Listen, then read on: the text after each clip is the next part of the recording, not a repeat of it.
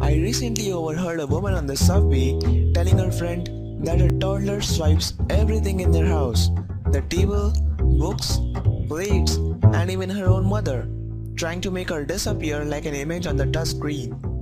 The story got me thinking that for many of us, our knowledge of what's going on behind that glossy display isn't much more than a toddler.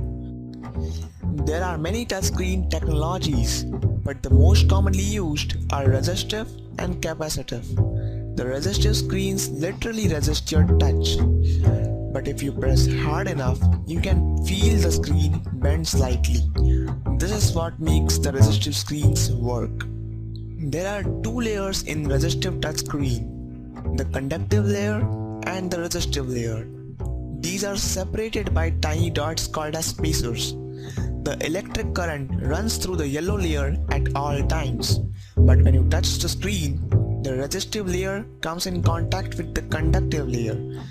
Thus, the electric current changes at that point of contact, and the function corresponding to that point is carried out. Resistive screens are durable and consistent, but they are harder to read because of multiple layers which reflect more ambient light.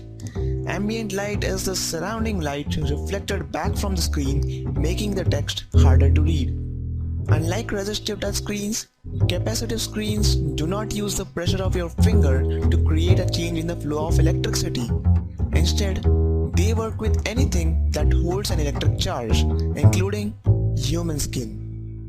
Capacitive touchscreens are constructed from materials like copper or indium tin oxide that stores electric charges in an electrostatic grid of tiny wires, each smaller than a human hair.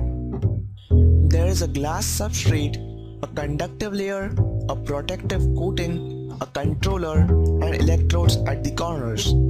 The electrodes apply a low voltage to the conductive layer, creating a uniform electrostatic field.